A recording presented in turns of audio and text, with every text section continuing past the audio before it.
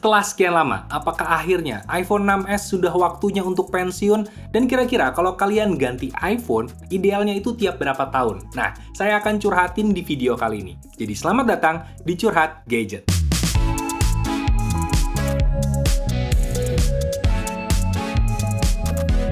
Action! Hi, I'm Wisnu Kumoro and welcome back to my video. Dan ya, saya mau curhatin mengenai iPhone 6s. Karena kurang dari seminggu yang lalu ada sebuah berita yang terkait sama iPhone 6s. Kalian pasti kenal Chris Evans, dan buat kalian yang nggak kenal siapa itu Chris Evans, dia adalah pemeran Captain America di serinya Marvel. Jadi pasti kalian udah pernah lihat lah, paling nggak mukanya. Dan beberapa hari yang lalu ada sebuah berita kalau Chris Evans ganti handphone.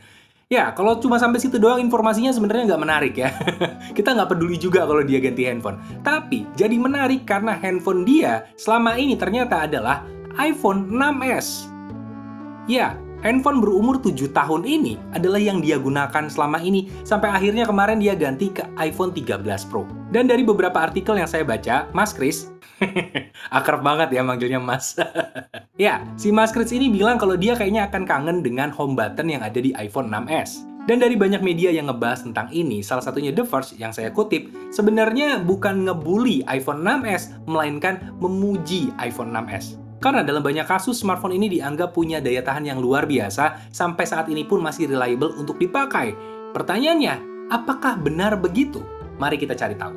Dan untuk memulai itu, kita bahas sedikit mengenai spesifikasinya. Sekedar mengingatkan kalau smartphone ini dirilis pertama kali tahun 2015. Menggunakan prosesor Apple A9 dengan fabrikasi 14 nanometer, serta memiliki RAM 2 GB dan storage-nya bervariasi dari 16 GB hingga 128 GB.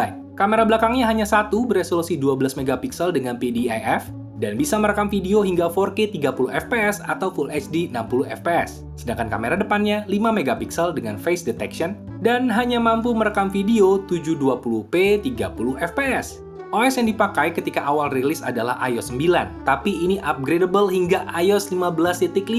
Ini gokil banget.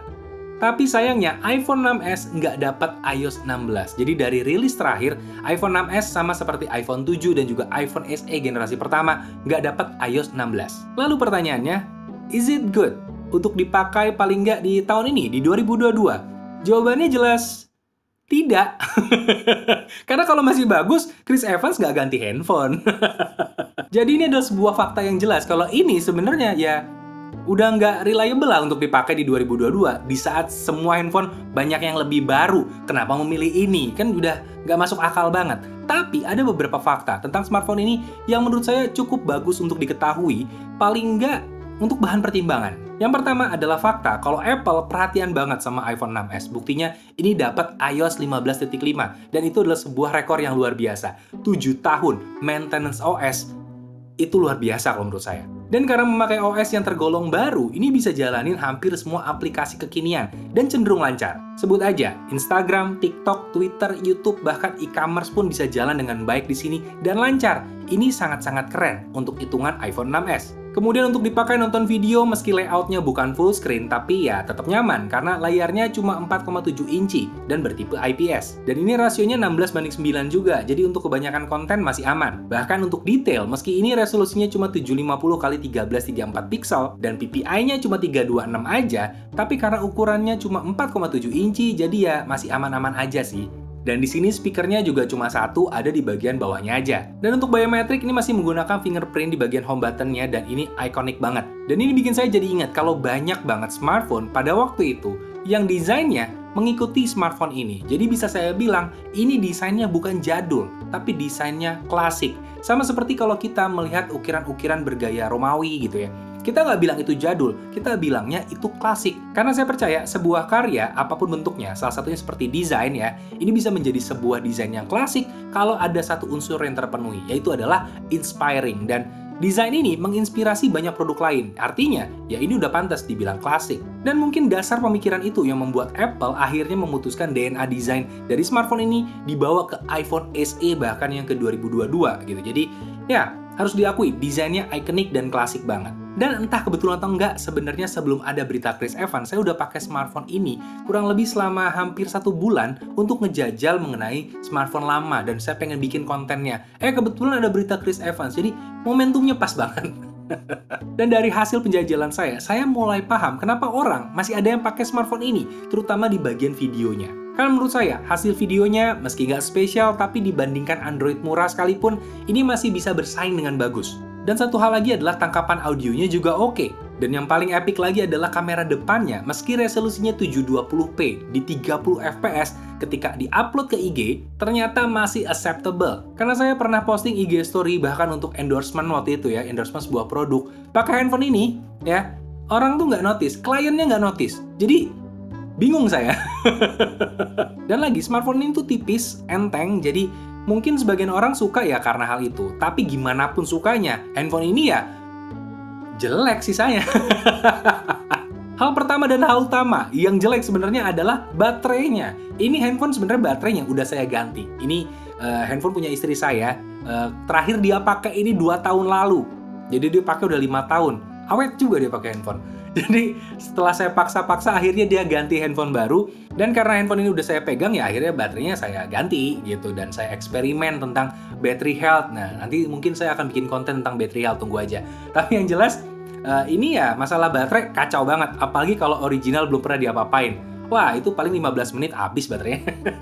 Dan yang nyiksa di smartphone ini sebenarnya nggak cuma baterainya, tapi juga fotonya. Karena fotonya itu ya kurang lah. Meski kalau dibilang jelek banget ya enggak juga, tapi masih banyak lah smartphone lain untuk ngambil gambar yang lebih bagus dari smartphone ini. Dan lagi kalau suka foto-foto, ini varian storage-nya kecil, 16, 32, 64, paling gede cuma 128. Sedangkan Android saat ini mungkin paling kecilnya adalah 128. Jadi ya, storage juga salah satu alasan kenapa sebaiknya jangan pakai smartphone ini. Dan alasan berikutnya ini sebenarnya saya dapat dari istri saya karena dia adalah pengguna asli smartphone ini selama 5 tahun. Dia tuh sangat terganggu mengenai multitaskingnya. Dan saya paham banget kenapa. Karena emang RAM-nya cuma 2 GB. Ya meskipun di iPhone RAM gede itu juga nggak ngaruh, tapi gimana pun nggak bisa keep up sama aplikasi yang makin kekinian. Jadi meskipun iOS-nya ini bisa ngejar sama iOS terbaru, tapi aplikasinya ketika diinstal di sini bisa sih, tapi apakah performanya lantas sama? Ternyata ya nggak akan sama persis, tetap aja ini mesin lama, aplikasinya baru. Jadi agak kurang match lama-lama, apalagi kalau buat multitasking. Jadi buat kalian yang kerja pakai handphone, terutama iPhone ya, pakai ini, wah, salut saya, salut. Jadi apakah iPhone 6s sebaiknya pensiun? Menurut saya, ya saya bukan orang yang berhak bilang sebaiknya pensiun, tapi Apple sendiri seperti mempensiunkan iPhone 6s kok dengan tidak memberikan update iOS 16. Jadi ya, 2022 kayaknya adalah masa terakhir untuk menggunakan iPhone 6s. Menurut saya seperti itu. Lalu sekarang pertanyaannya jadi bergeser. Kira-kira untuk upgrade iPhone kalau gitu ya idealnya tiap berapa tahun? Well, untuk itu sebenarnya saya udah pernah share rumusnya. Rumus yang saya pakai adalah ganjil ke ganjil, genap ke genap. Jadi kalau kalian pakai iPhone 11 ya idealnya jangan upgrade ke iPhone 12 karena tidak terlalu signifikan perbedaannya. Upgrade-nya ke iPhone 13 aja. Dan ada yang bilang, "Bang, kalau pakai iPhone 6 berarti jangan upgrade ke iPhone 13 dong." Ya, coba dipakai sedikit otaknya. Ya maksud saya tentu bukan itu dong ya. Maksud saya adalah jangan ganti per tahun. Kenapa? Karena signifikansi dari performanya tidak terasa. Ya kecuali kalian adalah tech reviewer yang emang update tiap tahun. Tapi kalau bukan, menurut saya akan agak buang-buang uang gitu. Jadi ya paling nggak jedanya 2 tahun aja. Itu paling ideal kalau menurut saya. Tapi kalau pengen lebih cepat dan punya uangnya silahkan aja. Kalau lebih dari 2 tahun gimana? Ya pastilah. Upgrade aja nggak apa-apa, karena jedanya udah cukup jauh.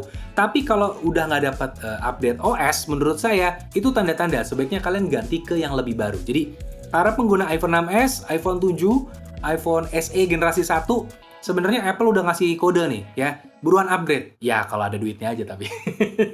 Intinya sih adalah senyamannya kalian pakai. Karena Apple itu memang DNA dari brandnya, itu adalah tentang kenyamanan, simplicity. Jadi kalau kalian nyaman pakai iPhone kalian, ya udah, pakai aja selama mungkin, terserah kalian. Kayak Chris Evans, pakai 7 tahun senyamannya aja, ya udah. Ketika udah nggak nyaman, baru upgrade. Karena saya percaya pembelian itu nggak selalu rasional, tapi reasonable. Jadi emang rasionalnya adalah kita upgrade tiap 2 tahun, tiap 3 tahun. Tapi kalau beralasan karena nyaman, beralasan karena hal-hal lain yang personal, menurut saya, ya nggak apa-apa, nggak usah upgrade. Atau kalau memang kita udah nggak nyaman pakai handphonenya meskipun baru gitu, ya upgrade aja, nggak ada masalah. Dan kalau dikulik lagi sebenarnya, kalau secara rasional, banyak orang yang pakai iPhone pada saat ini, sebaiknya tuh sebenarnya nggak pakai iPhone. Kenapa? Karena banyak yang nggak kompatibel dengan Windows laptopnya mereka. Karena mereka nggak pakai Mac. Jadi, ya nggak kompatibel dengan workflow-nya mereka. Secara rasional, itu aneh sekali. Lo pakai Windows laptop, tapi kok ininya iPhone, itu udah cari perkara. Kemudian juga banyak orang yang ngeluh aplikasinya banyak yang berbayar nih Apple, terutama di iPhone ya, itu banyak banget yang berbayar. Dan masih banyak orang yang pakai iPhone tapi nggak paham apa itu iTunes, apa itu Apple ID. Dan juga banyak orang yang baru tahu ternyata banyak hal di iPhone yang bisa dipalsukan. Battery health-nya bisa dipalsuin, banyak yang refurbish, cuman diganti casing belakangnya, ini bisa jadi iPhone SE loh.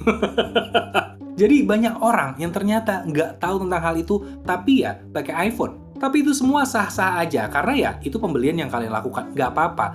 Cuma saya agak khawatir, makanya saya di video kali ini pengen kasih tips kepada kalian, terutama yang pengen banget pakai iPhone. Tips pertama saya adalah, please kalian cari tahu cara pakainya. Apa itu Apple ID, apa itu iTunes, gimana cara transfer datanya, kemudian juga garansinya seperti apa yang dimaksud dengan garansi internasional, apa itu garansi iBox, dan kenapa kalian harus tahu? Karena produk Apple, terutama iPhone, itu harganya sedikit lebih tinggi dari kebanyakan Android. Jadi, ya ini harus dikenali secara mendalam dulu sebelum dipakai, sebelum dibeli.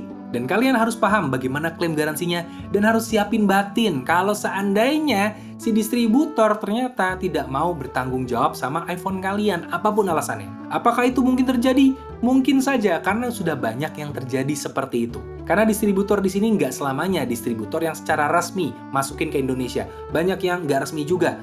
Ya saya nggak perlu bahas lebih lanjut, tapi ada yang seperti itu. Dan kalau kalian udah melakukan itu semua dan kalian sudah nyaman dengan iPhone kalian, ya udah, pakai aja senyamannya. Dan paling pesan di akhir video ini dari saya adalah kenyamanan berteknologi yang paling tinggi menurut saya adalah teknologi yang digunakan jangan ngeribetin hidup. Apalagi teknologi yang digenggaman seperti ini, karena kita akan berinteraksinya setiap hari, setiap saat. Jadi kalau yang digenggaman ini bikin ribet hidup kalian, artinya mungkin bukan untuk kalian.